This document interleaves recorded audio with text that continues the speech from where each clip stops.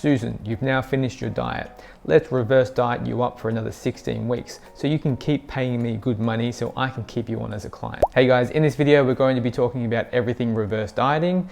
Is it worth your time? Does it work? And make sure you watch all the way through until the end, because I'm going to be showing you the exact strategy I use with my clients and how to get them back up to maintenance calories. So reverse dieting is a popular trend, I suppose you could say, that's only really come up in the fitness industry in the last probably 4 to 5 years.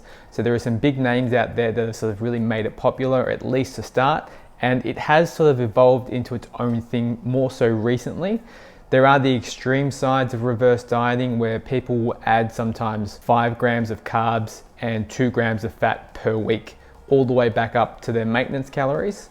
And then they pay coaches a lot of money to do this. And then there's the opposite side where people just add in a few hundred calories per week back into your diet and slowly increase your calories back up to maintenance. But I would say the main idea behind reverse dieting is that your metabolism has slowed down from dieting, and then you now need to increase your calories slowly back up to your maintenance. This is meant to allow your metabolism to recover from the diet that you've just gone through to get you back up to your maintenance calories. And then there are some extreme people out there saying that you can even increase your metabolism if you keep slowly increasing your calories above your maintenance. So meaning that the more food that you start to eat, the higher your metabolism is going to be, purely just by eating more calories. Now we all know what happens when we eat above our maintenance calories. We get fat. Now let's address some of these issues one by one. Metabolic recovery. So if you believe in metabolic recovery, then you believe in metabolic damage, meaning that if you eat low calories for an extended period of time,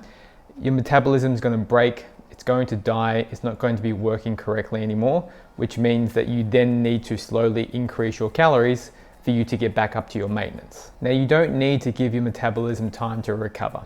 So what's going to happen is, as you eat lower calories and as you become a smaller, leaner person, yes, there is a process which is called metabolic adaptation, which takes place.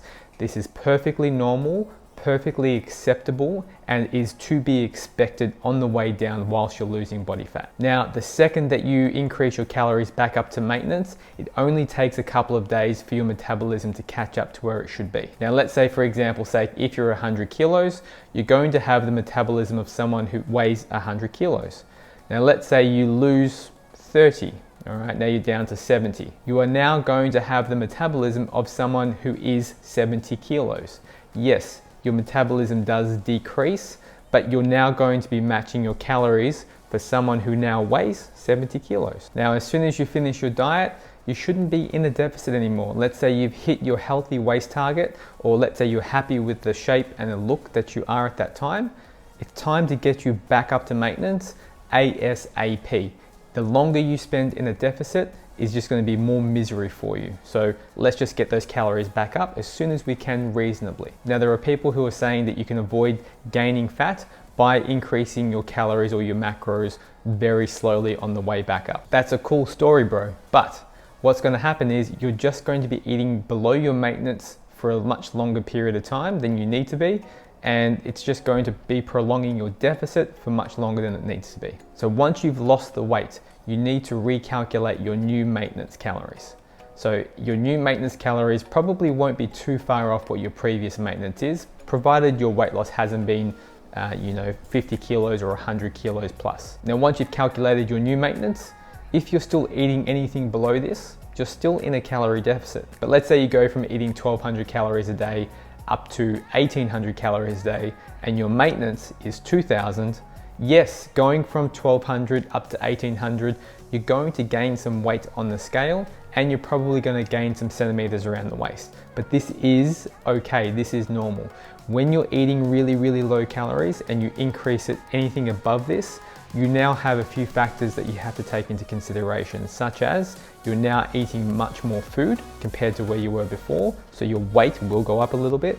You're going to increase your carb intake, which is going to replenish your glycogen stores, and not to mention your sodium intake goes up with that, which means you're also going to be storing a little bit more water as well. So immediate weight gain following an increase in calories is perfectly okay, but if it's still below your maintenance calories, you're still going to be in an overall deficit. So number 3, there are people who are saying that you can increase your metabolism above the normal ranges of what's expected by reverse dieting. Now you'll probably even see some claims from coaches and other people who sort of promote reverse dieting, the fact that they can now eat 2,500, 3,000 calories and that's the leanest that they've ever been in their life. And sorry to say, but it's probably all bullshit. Most people, when you try and recall their food and what they've eaten in the past, 99% of people, unless you're tracking everything accurately, probably can't remember anything that they've eaten in the last 2 to 3 days.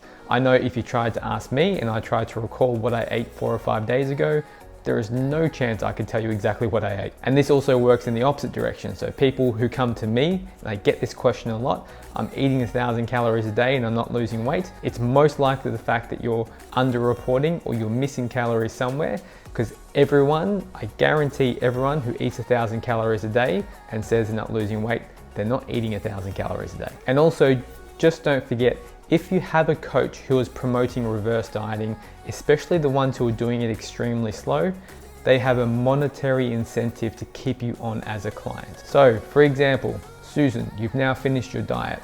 Let's reverse diet you up for another 16 weeks so you can keep paying me good money so I can keep you on as a client. Now, I'm not saying that this is all coaches and I'm not saying that this is the intention of all coaches, but I just want you to be mindful about when people start talking to you about these options. Now, it's not all doom and gloom when it comes to reverse dieting. So there are some pros to reverse dieting, and it's mostly psychological and not physical when it comes to increasing your calories slowly after coming out of a deficit. So number 1, if you're a bit hesitant to jump on the scale after increasing your calories because you know the scale weight's going to increase, increasing your calories slowly can make it a bit more easier for you to handle that little bit of weight gain that's going to come about from increasing your calories. So number 2, it helps you from binging uncontrollably after your diet's finished. So sometimes what I see is people diet down really strict on low calories, and then once they're at their goal weight or their happy place, they then start to go overboard and start including all these foods that they've restricted for so long, instead of eating the same foods that they've always eaten, but just increasing the portion sizes. But what we want to do is, as soon as you finished your calorie deficit and you're happy with your results,